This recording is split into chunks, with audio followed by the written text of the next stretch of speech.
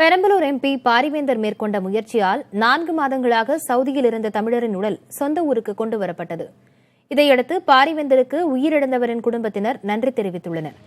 பெரம்பலூர் மாவட்டம் குன்னம் தொகுதிக்குட்பட்ட பிலிமிசை கிராமத்தைச் சேர்ந்த கந்தசாமி என்பவர் சவுதியில் வேலை பார்த்து வந்ததாக கூறப்படுகிறது.